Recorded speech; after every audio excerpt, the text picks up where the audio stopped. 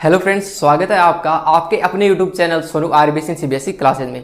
तो दोस्तों, हमारी जो लास्ट वीडियोस थी उनके अंदर हम पढ़ रहे थे आपके गुलाम नियम के बारे में, जिसमें हमने पढ़ा था कि आपके जो गुलाम नियम होते हैं वह क्या होते हैं और गुलाम के नियम से संबंधित हमने कुछ जो आंकिक क्वेश्चन थे वह सोल्व किए थे।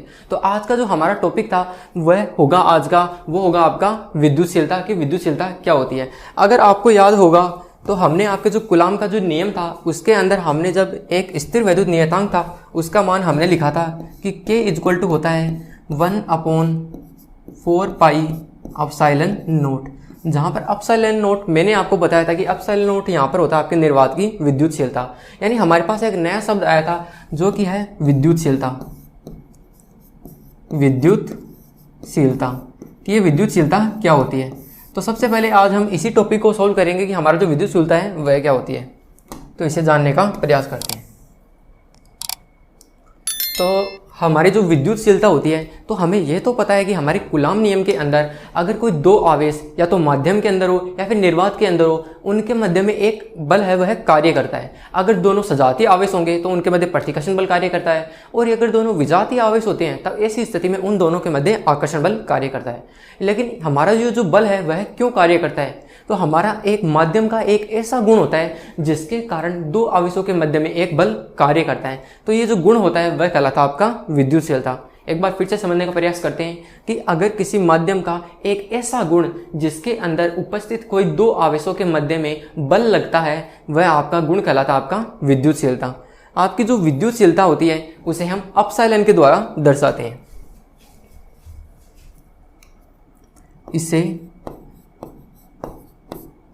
इसे हम एप्सिलॉन के द्वारा दर्शाते हैं। यानी इसे हम दर्शाने के लिए हम एक चिन्ह यूज में लेते हैं जो कि होता है आपका एप्सिलॉन। अब यहाँ पर जो हमारे जो आवेश है उसके मध्य जो विद्युतशीलता हो रही है उसे हम दो भागों में बांट सकते हैं। अगर हमारे दोनों आवेश हैं वह अगर माध्यम के अंदर उपस्थित है तब ऐसे में हमारी जो विद्युतशीलता होगी वह कहलाएगी हमारी निर्वात की विद्युतशीलता, अगर निर्वात के अंदर हमारे आवेश उपस्थित हो। लेकिन अगर हमारे जो आवेश है वह माध्यम के अंदर उपस्थित हो तब ऐसी स्थिति में हमारी जो विद्युतशीलता होगी वह कहलाएगी आपकी माध्यम की विद्युतशीलता। तो सबसे पहले समझने का प्रयास करते हैं कि हमारे जो माध्यम की विद्युतशीलता होती है वह क्या होती है और निर्वात की विद्युतशीलता क्या होती है। सबसे पहले लिख लेता हूं मैं कि आपकी जो विद्युतशीलता वह दो प्रकार की होती है। विद्युतशीलता दो प्रकार की होती है। दो प्रकार की होती है।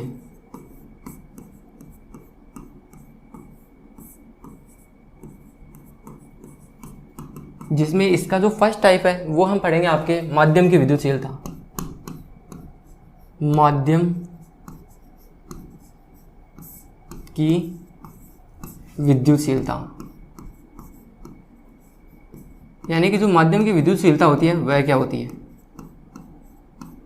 सबसे पहले हम ये जान लेते हैं कि इसे दर्शाते हैं आपके एप्सिलॉन m से, जहाँ अब m आपका मीडियम हो गया या फिर माध्यम हो गया।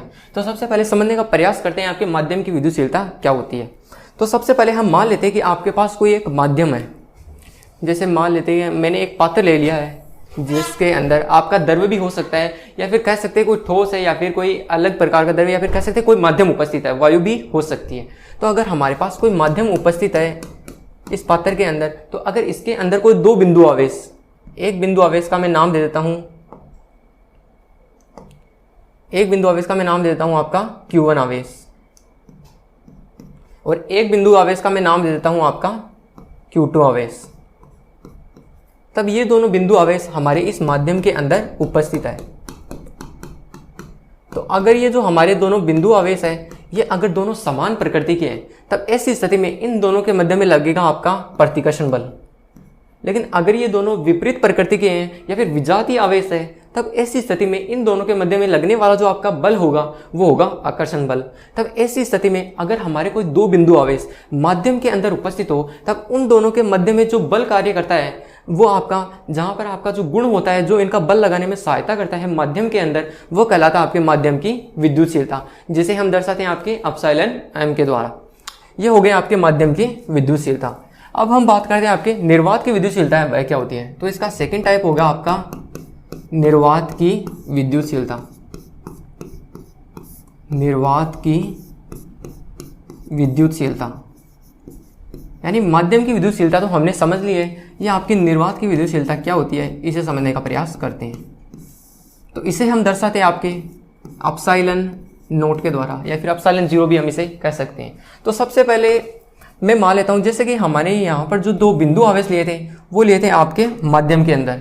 तो मैं मान लेता हूं जैसे आपको पता होगा कि हमारे जो सूर्य होता है और पृथ्वी के बीच में निर्वात उपस्थित होता है, यानी कि कोई भी हमारा माध्यम उपस्थित नहीं होता है। तब ऐसी स्थिति में अगर हमारा किसी स्थान पर कोई निर्वात है, मान लेते हैं कि यहाँ पर निर्वात है, कोई भी माध्यम उपस्थित नहीं है, तब ऐसी स्थिति में मान लेते हैं कि यहाँ पर आपके दो बिंदु आवेश Q1 और एक और बिंदु आवेश में मान लेता हूँ Q2।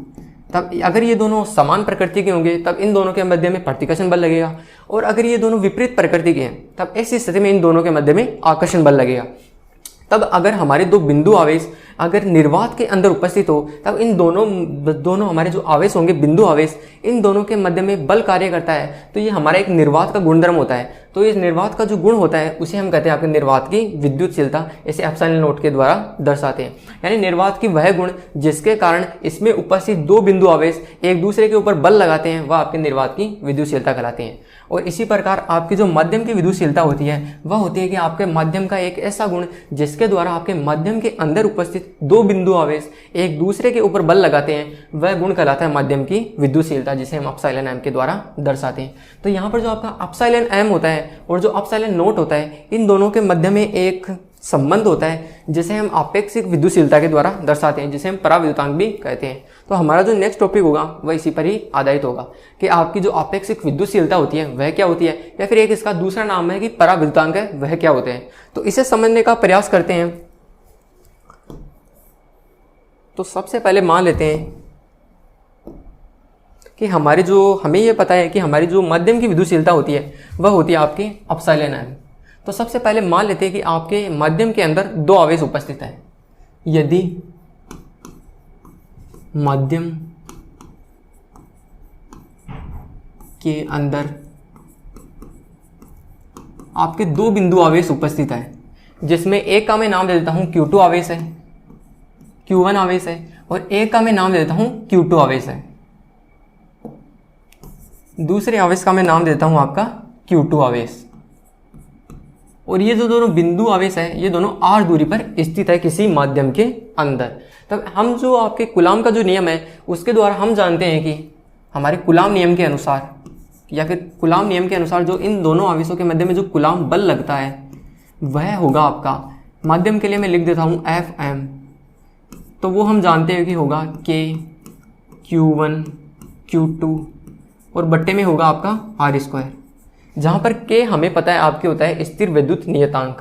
तो K का मान हम जानते हैं कि जो होता है आपका 1/4π, लेकिन यहाँ पर आपका माध्यम उपस्थित है तो हम एप्सिलॉन नोट लेकर एप्सिलॉन एम लेंगे, एप्सिलॉन एम लेते हैं। और नेक्स्ट आपका आ जाएगा Q1 इंटू Q2 और बट्टे में आ जाएगा आपका r²। यह मैंने समीकरण नाम दे दिया है 1। तो ये हमने निकाला है कि अगर हमारे माध्यम के अंदर दो आवेश उपस्थित हो तब उन दोनों के मध्य में जो कूलाम बल लगता है वह क्या होता है। अब हम बात करते हैं आपके निर्वात के अंदर। यदि निर्वात के अंदर उपस्थित हो, यदि निर्वात के अंदर,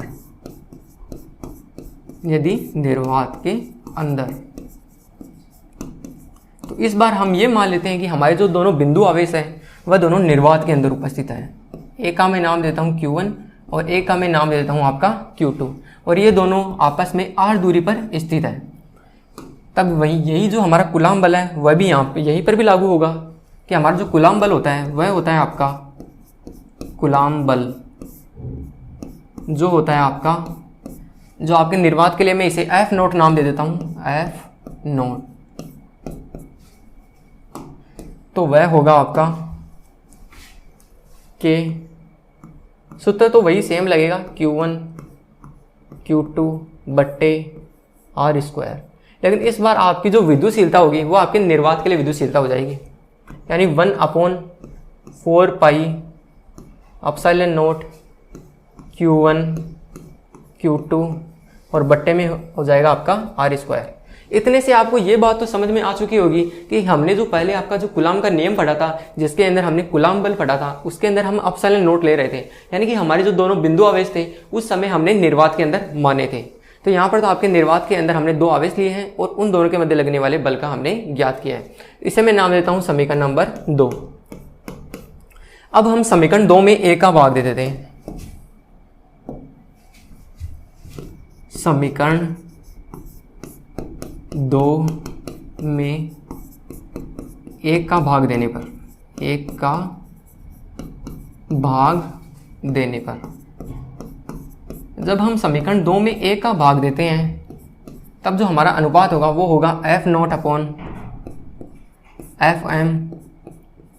यही हो जाएगा क्योंकि हमारा F0 आपके समीकरण 2 को प्रदर्शित कर रहा है और हमारा जो FM है जो कि आप देख पा रहे हैं वह हमारे समीकरण 1 को डिनोट कर रहा है। तो सबसे पहले हम जो हमारे F0 है और FM है इनके मान लिख लेते हैं। तो F0 का मान हमें पता है कि होता है 1/4 पाई एप्सिलॉन नॉट और इधर आ जाएगा आपका Q1 Q2 और बट्टे में R²। और FM जो हमारे माध्यम के अंदर अगर दोनों बिंदु आवेश उपस्थित है तब उन दोनों के मध्य में जो आपका कूलाम बल लगता है वो हम लिखते हैं, वो होगा आपका 1/4 pi epsilon M। Epsilon M ले रहे हैं माध्यम के लिए, Q1 × Q2 और बट्टे में हो जाएगा आपका R²। तो ये दोनों हमने मान लिख लिए हैं। तो अगर हम इन्हें सोल्व करेंगे तो हम देखते हैं कि यहाँ से आपका Q1 Q2 ये दोनों कैंसिल हो जाएंगे, R² से R² ये भी आपका कैंसिल हो जाएगा, पाई और 4 ये दोनों भी यहाँ पर कैंसिल हो जाते हैं। बचते हैं यहाँ पर केवल आपका 1/ε0 और बट्टे में बचता है 1/ε। तो यहाँ पर जो हमारा एप्सिलॉन होगा वह यहाँ से ऊपर आ जाएगा जो कि हो जाएगा हमारा εm/ε0। तो यहाँ पर जो आपका मान आता है εm/ε0 यह होता है आपके एप्सिलॉन r के बराबर, एप्सिलॉन r के बराबर। तो यहाँ पर जो आपका एप्सिलॉन r होता है वह होता है आपका परावैद्युतांक या फिर आपेक्षिक विद्युतशीलता। इसे मैं नाम देता हूँ आपका आपेक्षिक विद्युतशीलता। आपेक्षिक विद्युतशीलता, आपेक्षिक विद्युतशीलता, या फिर एक नाम और बताया था मैंने आपको परावैद्युतांक, परावैद्युतांक। तो यहाँ पर ये हमारा जो एप्सिलॉन r होगा वह या तो आपेक्षिक विद्युतशीलता होगा या फिर जो हमारा परावैद्युतांक है, इसमें से कोई एक भी नाम है यहाँ पर हम दे सकते हैं। तो ये हो गया आपका आपेक्षिक विद्युतशीलता है वह क्या होती है। यानी कि हम यहाँ से जो हमारा रिजल्ट आया है इससे हम एक परिभाषा है वह निकाल सकते हैं कि हमारे माध्यम की विद्युतशीलता और निर्वात की विद्युतशीलता के अनुपात को हम हमारा आपेक्षिक विद्युतशीलता या परावैद्युतांक कह सकते हैं। तो यहाँ पर जो आपका एप्सिलॉन m है वह यहाँ पर आपके माध्यम की विद्युतशीलता है और यहाँ पर जो एप्सिलॉन नॉट है वह आपके निर्वात की विद्युतशीलता है। यानी कि हमारे माध्यम की विद्युतशीलता और निर्वात की विद्युतशीलता के अनुपात को हम आपके आपेक्षिक विद्युतशीलता या परावैद्युतांक कहते हैं। तो यहाँ से हम ये परिभाषा निकाल सकते हैं। एक बात यहाँ पर और ध्यान रखने की है कि आपका जो एप्सिलॉन r होता है निर्वात की विद्युतशीलता, इसका मान आपके सुचालक पदार्थों के लिए, सुचालक पदार्थों के लिए जो आपके एप्सिलॉन r होता है उसका मान सुचालक पदार्थों के लिए अनंत होता है, अनंत होता है।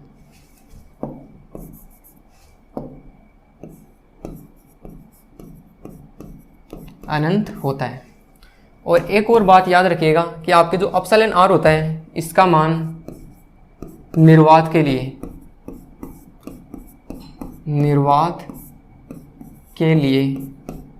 निर्वात के लिए आपके एप्सिलॉन r का मान कितना होता है? 1 होता है, 1 होता है। तो ये था आपके आपेक्षिक विद्युतशीलता होती है या फिर जो परावैद्युतांक होता है वह क्या होता है।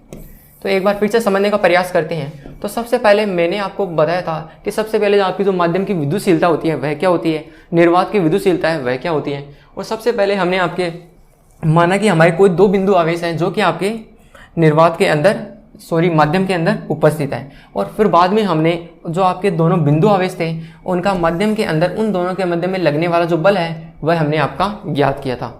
उसके बाद में हमने माना कि हमारे जो दोनों बिंदु आवेश है उसे हम निर्वात के अंदर लेते हैं। तब ऐसी स्थिति में इन दोनों के मध्य में जो आपका कूलाम बल लगता है वो हमने ज्ञात किया था। और फिर इसके बाद में हमने आपके समीकरण 2 के अंदर जब एक का भाग देते हैं तब हमारे पास जो फाइनल रिजल्ट आता है वो आता है आपका epsilon m upon epsilon not, जो कि होता है आपके एप्सिलॉन r के बराबर, जिसे हम कहते हैं आपकी आपेक्षिक विद्युतशीलता या पराविद्युतांक। जो हमारा एप्सिलॉन r होता है वह सुचालक पदार्थों के लिए इसका मान होता है वह होता है अनंत, और जो हमारे निर्वात के लिए इसका मान होता है 1। तो ये थे आपके आपेक्षिक विद्युतशीलता या पराविद्युतांक। तो पहले यहाँ से समझने का प्रयास करते हैं। तो सबसे पहले हमने क्या किया कि माना कि कोई दो बिंदु आवेश Q1 व Q2 कोई माध्यम में r दूरी पर रखे हुए हो, तब इन दोनों के मध्य में लगने वाला बल, तो ये बल हमने ज्ञात किया था। और इसके बाद में यदि इन्हीं आवेशों Q1 तथा Q2 को निर्वात में r दूरी पर रखा जाए तब इनके मध्य में लगने वाला बल है, तो वह हमने लिखा था F0, जो कि होगा 1/4 pi epsilon not Q1 Q2 बटे में r²। आपका जो हमारे जो निर्वात के अंदर जो दोनों बिंदु आवेश होंगे उन दोनों के मध्य में लगने वाला बल हो जाएगा। इसके बाद में हमने किया था कि आपके समीकरण 2 के अंदर एक का भाग दिया था, जिसके अंदर बाद में हमारे पास रिजल्ट आया था आपका epsilon m upon epsilon not, जो कि होता है एप्सिलॉन r के बराबर, जहां आपकी एप्सिलॉन r को मैंने बताया था आपेक्षिक विद्युतशीलता होती है या पराविद्युतांक होता है। और एप्सिलॉन r का यहाँ से हमने परिभाषा निकाली थी कि माध्यम की विद्युतशीलता और निर्वात की विद्युतशीलता के अनुपात को ही हम आपके जो आपेक्षिक विद्युतशीलता है या फिर आप पराविद्युतांक वह कहते हैं। तो ये हमने डेफिनेशन यहाँ से निकाली थी। और इसके बाद में मैंने आपको बताया था कि हमारे जो माध्यम की विद्युतशीलता व निर्वात की विद्युतशीलता के अनुपात को हम आपेक्षिक विद्युतशीलता या पराविद्युतांक कहते हैं। और इसके बाद में मैंने आपको बताया था कि एप्सिलॉन r का मान सुचालक पदार्थों के लिए अनंत होता है। ये बात ध्यान रखना कि हमारे जो एप्सिलॉन r का मान है वह सुचालक पदार्थों के लिए अनंत होता है और एप्सिलॉन r का मान निर्वात के लिए 1 होता है। तो यह हमारा आपेक्षिक विद्युतशीलता का टॉपिक खत्म होता है। इसके बाद में हमारा एक नया टॉपिक शुरू होता है, वह होता है बहुल आवेशों के बीच बल। तो इसे समझने का प्रयास करते हैं, इसे थोड़ा सा एक्सप्लेन करते हैं कि बहुल आवेशों के बीच बल है वह क्या होता है। तो हमारा जो कूलाम का नियम था उसके अंदर हमने समझा था कि हमने दो बिंदु आवेश लिए थे, एक ले लिया Q1 और एक ले लिया Q2, और इन दोनों को r दूरी पर रख दिया, चाहे माध्यम के अंदर लेते हैं या फिर निर्वात के अंदर लेते हैं। हमने केवल दो बिंदु आवेशों के मध्य अब इस आवेश पर इस आवेश के कारण जो बल लगता है वह हमने ज्ञात कर लिया, और या फिर इस आवेश पर इस आवेश के कारण जो बल लगता है वह हमने ज्ञात कर लिया, जो कि दोनों आपस में प्रकृति में समान ही रहने वाले, या तो ये दोनों समान प्रकृति के होंगे या विपरीत प्रकृति के होंगे। तब इस स्थिति में इन दोनों के मध्य जो बल लगता है आपका वह चाहे Q1 Q2 पर लगाए या जो हमारा Q2 है वह Q1 पर लगाए, दोनों का मान समान ही रहने वाला है। तो लेकिन अगर हमारे पास ऐसी स्थिति उत्पन्न हो जाए कि हमारे पास दो बिंदु आवेश न रहकर बहुत सारे बिंदु आवेश हो जाएं, जैसे कि मैं कह दूं कि हमारे पास किसी मतलब निकाय या पदार्थ के अंदर मान लेते हैं कि हमारे पास ये कोई पदार्थ है जिसके अंदर मैं मान लेता हूँ आपका Q1 आवेश हो गया, Q2 आवेश हो गया, और अलग अलग आवेश है, मैं Q3 Q4 Qn dash dash मैं Q1 तक नाम दे देता हूँ। तो इस प्रकार अगर बाद में मैं पूछ लूँ कि हमारे Q1 आवेश पर इन सभी बिंदु आवेशों के कारण लगने वाला कुल बल कितना होगा, तब ये तो हम हमारे कूलाम नियम के अनुसार नहीं बता सकते। तो इसके लिए आपका नया सिद्धांत लागू होता है, वह होता है आपके अध्यारोपण का सिद्धांत। अध्यारोपण का सिद्धांत। तो सबसे पहले समझने की कोशिश करते हैं कि आपका जो अध्यारोपण का जो सिद्धांत होता है वह क्या होता है। अध्यारोपण का सिद्धांत,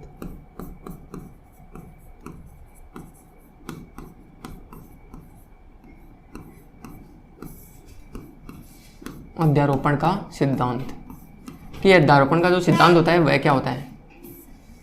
काफ़ी इंपॉर्टेंट सिद्धांत है, आपको ध्यान में रखने की जरूरत पड़ती है क्योंकि आपके जो कुछ न्यूमेरिकल है वह आपके बहुल आवेशों पर आधारित है।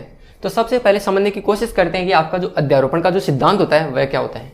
तो सबसे पहले आपका जो सिद्धांत ये कहता है कि हमारा कोई अगर आवेश है, हम मान लेते हैं आपका Q1 आवेश है, इस पर मान लेते हैं कि अलग अलग आवेश है हमारे पास Q2 Q3 Q4 Q5 Qn तक, मतलब मैंने अलग अलग हमारे पास आवेश ले लिए। तब हमारा जो Q1 आवेश होगा, इन सभी हमारे आवेश होंगे वह इसके ऊपर बल लगाएंगे, ये भी इस ओर बल लगा रहा है और ये भी आवेश इसके ऊपर मान लीजिए समान प्रकृति का होने का प्रतिकर्षण बल लगा रहे हैं, और ये भी आवेश इसके ऊपर बल लगाता है। तब ये जो हमारे आवेश होंगे जो हमारे इस Q1 आवेश पर बल लगाते हैं, तो इस प्रकार हमारे Q1 आवेश पर लगने वाला कुल बल इन सभी बलों के सदिश योग के बराबर होता है। एक बार फिर से समझने का प्रयास करना कि हमारे Q1 आवेश पर लगने वाला कुल बल इन सभी आवेशों के द्वारा लगने वाले बल सदिश बल का योग होता है। यह हमारे अध्यारोपण का सिद्धांत कहता है। इसके साथ ही आपके अध्यारोपण का सिद्धांत यह भी कहता है, जैसे कि मान लेते हैं कि मैं इस आवेश को नाम देता हूँ आपका Q5 आवेश और इसे मैं नाम देता हूँ Q2 आवेश। तो ये हमारा अध्यारोपण का सिद्धांत ये कहता है कि Q5 आवेश के कारण Q1 आवेश पर लगने वाला जो आपका बल होगा उसके ऊपर आपके Q2 आवेश का कोई प्रभाव नहीं पड़ेगा। यानी आपका Q2 आवेश चाहे Q1 आवेश पर जो बल लगाता है उसका आवेश आपके अन्य आवेश पर भी नहीं पड़ने वाला है। यानी कि अलग अलग आवेशों के कारण जो लगने वाले बल होंगे वे अपने आप में स्वतंत्र होने वाले। तो ये कहता है आपके अध्यारोपण का सिद्धांत। तो सबसे पहले थ्योरी के रूप में इसे समझने का प्रयास करते हैं। तो बहुल आवेशों के बीच बल तो हमने पढ़ा था कि आपके कूलाम नियम के द्वारा दो आवेशों में एक आवेश पर अन्य आवेश के द्वारा लगने वाला जो आपका बल होता है वो हम ज्ञात करते हैं। लेकिन बहुल आवेशों की स्थिति में किसी आवेश पर अन्य आवेशों द्वारा लगाए गए बल को समझने के लिए यहाँ पर बहुल आवेश हो गया आपका कि यानी हमारे पास किसी निकाय के अंदर बहुत सारे आवेश हो, तब ऐसी स्थिति में किसी अन्य आवेशों द्वारा किसी एक आवेश पर लगाए गए बल को समझने के लिए हम एक सिद्धांत यूज में लेते हैं जो कि होता है आपका अध्यारोपण का सिद्धांत। तो आपके जो अध्यारोपण का जो सिद्धांत होता है वो हम यहाँ से समझने का प्रयास करते हैं। तो जैसे कि मैंने आपको बताया था कि इस सिद्धांत के अनुसार किसी एक आवेश पर लगने वाला जो बल होता है वह अन्य आवेशों के कारण उस एक आवेश पर लगने वाले बलों का सदिश योग होता है। एक बार फिर से समझने का प्रयास करना कि इस सिद्धांत के अनुसार किसी आवेश पर लगने वाला जो आपका बल होता है वह अन्य आवेशों के कारण उस आवेश पर लगने वाले बलों का सदिश योग होता है। किसी विशिष्ट आवेश द्वारा लगाए गए बल पर अन्य आवेशों की उपस्थिति का कोई प्रभाव नहीं पड़ता है। तो जैसे कि मैंने आपको बताया था कि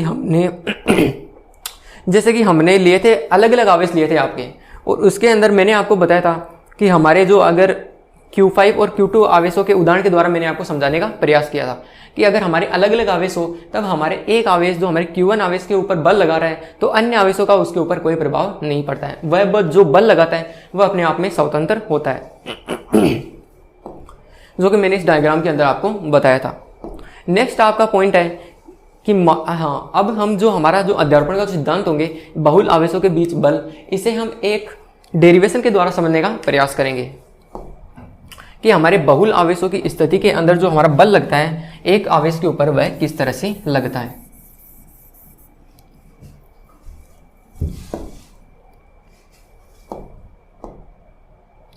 तो सबसे पहले मान लेते हैं कि हमारे पास माना कि किसी बहुल आवेशों के निकाय में हमारे पास Q1 Q2 यहाँ पर कोमा है, यानी किसी बहुल आवेशों के निकाय में हमारे पास Q1 Q2 Q3 dash dash dash dash मतलब n आवेश है, हमारे पास n बिंदु आवेश एक बहुल निकाय के अंदर हो सकते हैं। आवेश हैं जो कि मूल बिंदु से उनकी जो दूरियां हैं वह हमारे पास है। मान लेते हैं कि वह आपकी स्थिति सदिश R1 वेक्टर यहाँ पर हो जाएगा आपका R1 वेक्टर, R2 वेक्टर और डैश डैश आपका Rn वेक्टर हो, तो तब ऐसी स्थिति में आपके मान लेते हैं कि आपका एक आवेश आपका Q1 आवेश, इस पर अन्य आवेशों के द्वारा जो बल लगता है उसका बल हम ज्ञात करते हैं आपके बहुल आवेशों के निकाय के लिए अध्यारोपण के सिद्धांत का उपयोग करके। तो सबसे पहले एक डेरिवेशन के द्वारा मतलब एक इसका एक डायग्राम बनाते हैं हमारे आवेशों को डिनोट करने के लिए।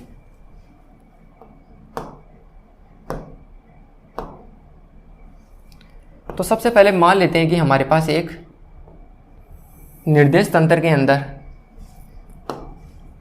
इसे मैं नाम देता हूं आपका अक्ष अक्ष, इसे मैं नाम देता हूं आपका वाई एक्सिस, और इसे एक को मैं नाम देता हूं आपका जेड एक्सिस।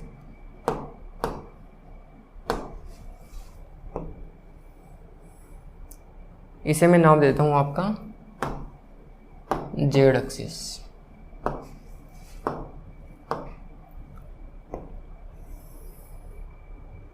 जेड एक्सिस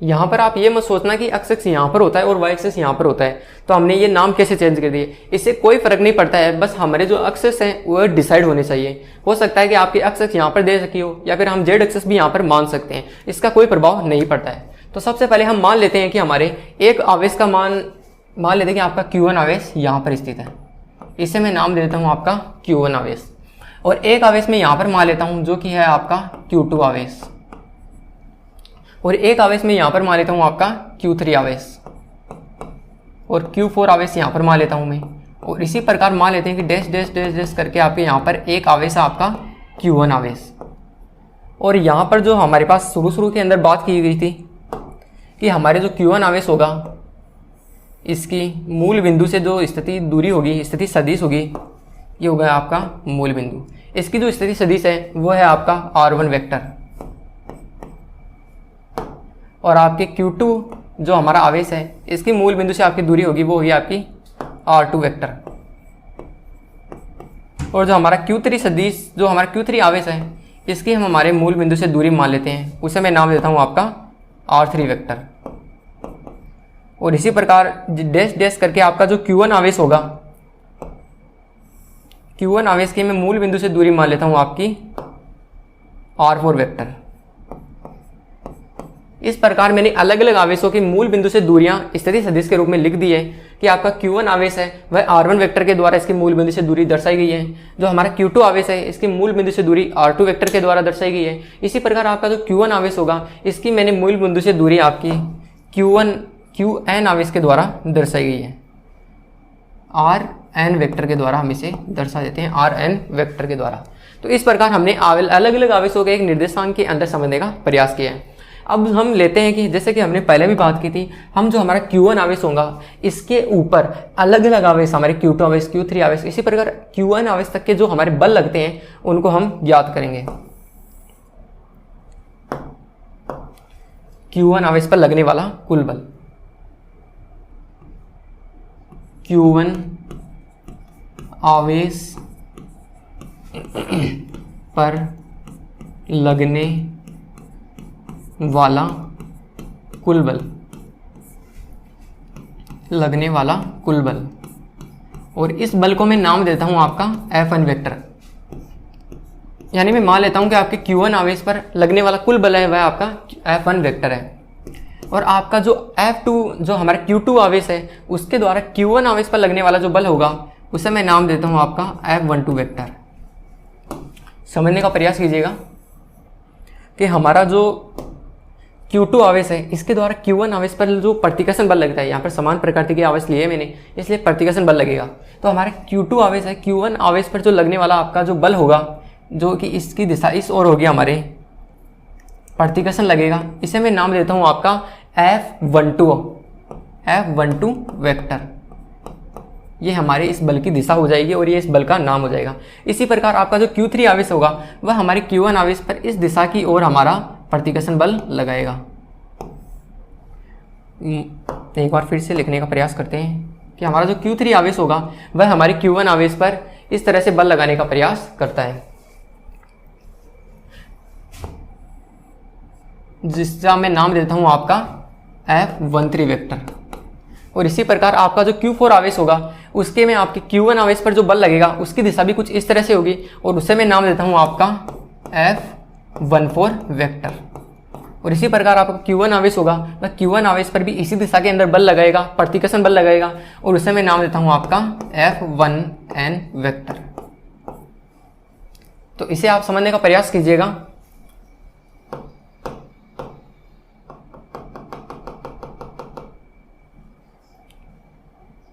तो इस प्रकार आपका Q14 आ जाएगा, और यहाँ पर आपका F1n वेक्टर के द्वारा इसे मैं नाम दर्शा देता हूँ। तो आता है Q1 आवेश पर लगने वाला कुल बल कितना होगा, तो वह होगा आपका F12 वेक्टर Q2 आवेश के द्वारा Q1 आवेश पर लगने वाला बल, Q3 आवेश के द्वारा Q1 आवेश पर लगने वाला बल F13 वेक्टर, प्लस Q4 आवेश के कारण Q1 आवेश पर लगने वाला आपका बल होगा वह होगा आपका 14 वेक्टर। इसी प्रकार डैश डैश करके आपका nवें आवेश के द्वारा Q1 आवेश पर लगने वाला जो आपका बल होगा वह हो जाएगा आपका F1n वेक्टर। तो सबसे पहले मैं इसे नाम देता हूं आपका समीकरण नंबर 1। तो सबसे पहले हम ज्ञात करते हैं आपका F12 वेक्टर क्या होगा। तो Q2 आवेश के द्वारा Q1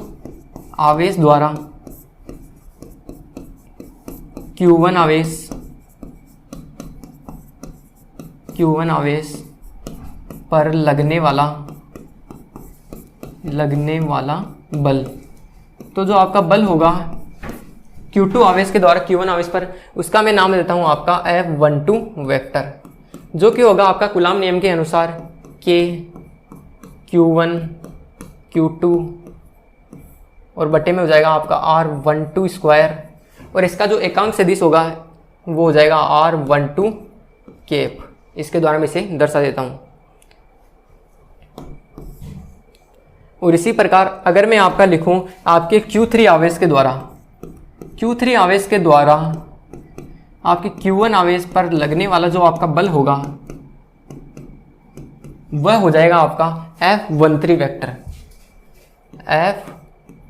F13 वेक्टर, जो कि होगा आपका K Q1, इस बार हम आवेश लेंगे Q3 और बट्टे में आपकी Q3 आवेश की जो दूरी हो जाएगी 13, आपके Q1 व Q3 आवेश के बीच की दूरी Q13 का स्क्वायर, और इधर ले लेते हैं हम हमारा R13 केप एकांक सदिश। और इसी प्रकार आपके जैसे हमारे पास तो बहुत सारे आवेश होंगे, Q4 भी होगा, Q5 भी हम ले सकते हैं। इसी प्रकार डैश डैश करके हम मान लेते हैं कि हमारे यहाँ पर n आवेश है। Q1 वे आवेश के द्वारा आपके जो हमारा Q1 आवेश पर लगने वाला जो आपका बल होगा उसका मैं नाम देता हूँ आपका F1n वेक्टर, जो कि हो जाएगा आपका K Q1 आवेश, सेकंड हो जाएगा आपका Qn आवेश, R1n का स्क्वायर, R1n का केप। तो ये हो जाएगा आपका F12 वेक्टर वह क्या होगा, F13 वेक्टर का मान क्या होगा, इसी प्रकार F1n वेक्टर का मान क्या होगा। तो इन सभी बलों का मान अगर हम समीकरण 1 के अंदर लिखते हैं, इन सभी बलों के मान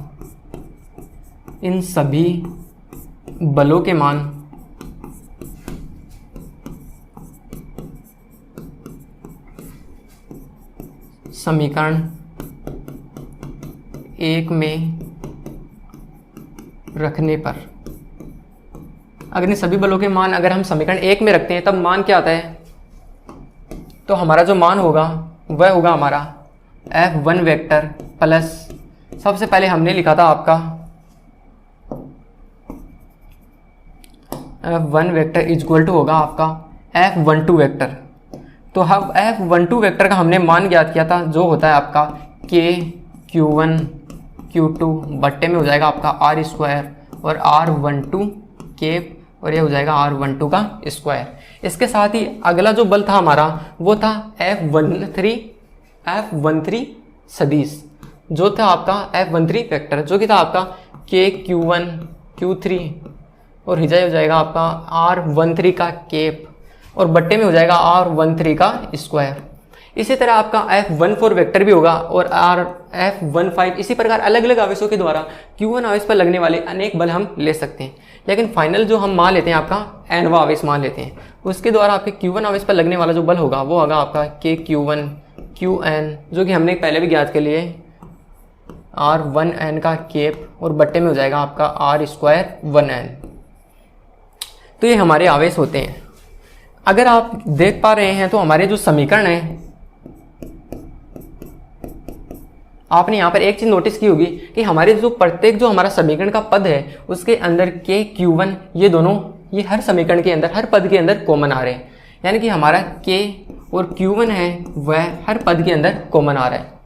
तो अगर हमारा जो पद परिवर्तित हो रहा है वो हो रहा है आपका Q2 परिवर्तित हो रहा है, R12 का स्क्वायर हो रहा है और R13 का केप हो रहा है, R12 का केप हो रहा है। इसी प्रकार यहाँ पर भी आपका R2 की जगह 3 आ जाएगा, यहाँ पर भी 2 की जगह 3 आ जाएगा और 2 की जगह यहाँ पर 3 आ जाएगा। और इसी प्रकार डैश डैश करके आपके nवें पद के लिए यहाँ पर भी n आ जाएगा, यहाँ पर भी n और नीचे भी यहाँ पर भी आपका n आ जाएगा। तो यहाँ पर हम यूज में लेते हैं आपका एक साइन सिग्मा, जिसका हम उपयोग करते हैं आपके योग के लिए। तो सबसे पहले हमारी जो एक कॉमन राशि होती है जो हर पद के अंदर आ रही है उसे हम सबसे पहले बाहर ले लेते हैं आपका K Q1 को, और इसके अंदर हमारा जो बच रहा है एक तो Q परिवर्तित हो रहा है और एक R1 तो सबके अंदर सेम है, और नीचे लिख देता हूँ मैं R स्क्वायर 1 भी आपका सबके अंदर सेम है, और मैं नाम देता हूँ आपका I। यहाँ पर जो 2 है इससे मैं नाम देता हूँ आपका I, यानी आपका जहाँ पर भी 2 है इसे आप I मान लेना I, जहाँ पर आपका I का मान हो रहा है शुरू 2 से शुरू हो रहा है और कहाँ तक जा रहा है n तक। ये होता है आपका योग के लिए उपयोग में किया जाने वाला सिग्मा।